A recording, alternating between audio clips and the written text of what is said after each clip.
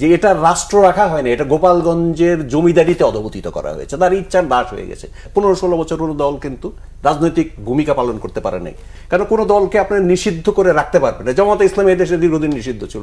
জামাতে ইসলাম কি ছিল না? ছিল, তারা আন্ডারগ্রাউন্ডে চলে গেছে। বামপন্থী অনেক দল দেশে নিষিদ্ধ ছিল, তারা সশস্ত্র তৎপরতা করেছে, গোপন আন্ডারগ্রাউন্ডে গিয়ে করেছে না।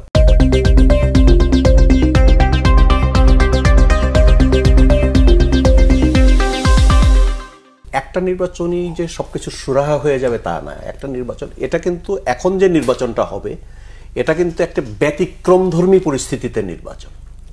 কেন গত 15-16 বছরে এই দেশে ফ্যাসিবাদ কায়েম করে সমস্ত রাষ্ট্র, প্রথা, প্রতিষ্ঠান, নির্বাচনী ব্যবস্থা সবকিছুকে রাজনৈতিক ব্যবস্থা, রাজনৈতিক বন্দোবস্ত সব তছনছ করে দেওয়া, যে দল ব্যবস্থা, কোনো দল ছিল না। কোনো দলকে কি রাজনৈতিকভাবে তার ভূমিকা পালন করতে দেওয়া হয়েছে? 15-16 বছর কোনো দল কিন্তু রাজনৈতিক ভূমিকা পালন করতে পারে নাই, সাংগঠনিক ভূমিকা পালন করতে পারে নাই। সুতরাং সবকিছু কিন্তু এলোমেলো হয়ে গেছে। রাষ্ট্রকে একটা, আমি বলি সবসময় যে এটা রাষ্ট্র রাখা হয়নি, এটা গোপালগঞ্জের জমিদারিতে অধঃপতিত করা হয়েছে, তার ইচ্ছার দাস হয়ে গেছে।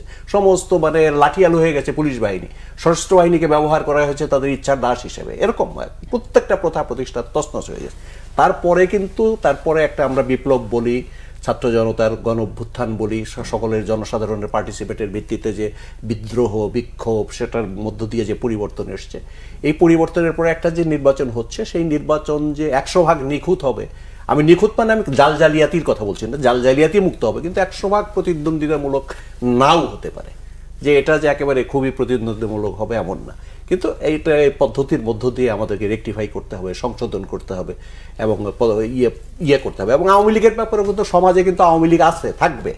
আমি তো নিষিদ্ধ করার রাজনীতিতে বিশ্বাস করি না, কিন্তু তাদের বিচার হতে হবে এবং তারা নির্বাচনকে যে প্রহসনে পরিণত করেছে, মানুষের ভোটাধিকারকে এটা নিয়েছে, এরও একটা বিচার হতে হবে। তাদেরকে হয়তো একটা টার্মের জন্য নির্বাচনের অযোগ্য করা, নির্বাচনের বাইরে রাখার প্রয়োজন হতে পারে। এটা আবার জাতীয় ঐক্যমতের ভিত্তিতে সিদ্ধান্তটা নিতে হবে।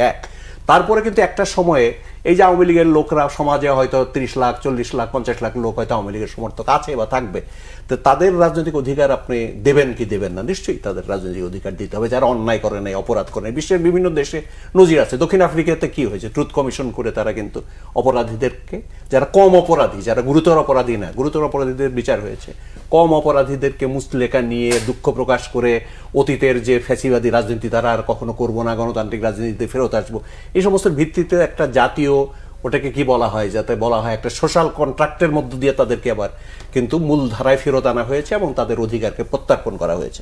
আমি ওটা মনে করি যে একটা সময়ে গিয়ে, এটা আজকেই বা কালকে বা এই টার্মে না হোক, পরবর্তী টার্মে অথবা তার পরবর্তী টার্মে কিন্তু একটা ঐক্যমতের ভিত্তিতে এই জায়গায় যেতে হবে। কারণ কোনো দলকে আপনি নিষিদ্ধ করে রাখতে পারবেন না। জামাতে ইসলাম এই দেশে দীর্ঘদিন নিষিদ্ধ ছিল। জামাতে ইসলাম কি ছিল না? ছিল, তারা আন্ডারগ্রাউন্ডে চলে গেছে। বামপন্থী অনেক দল দেশে নিষিদ্ধ ছিল, তারা সশস্ত্র তৎপরতা করেছে, গোপন আন্ডারগ্রাউন্ডে গিয়ে করেছে না। তো সুতরাং নিষিদ্ধ করে কোনো মতকে নিঃশেষ করে দেওয়া যায় না। সুতরাং এটাকে মূল ধারায় নিয়ে আসা, এটাকে কি বলে ল অ্যাবাইডিং একটা লেভেলে নিয়ে এসে অনুমতি দেওয়া, সেটা দেওয়া যেতে পারে এবং দেওয়ার দরকার হবে। আজকে না হোক, কালকে না হোক, একটা সময়ের দরকার।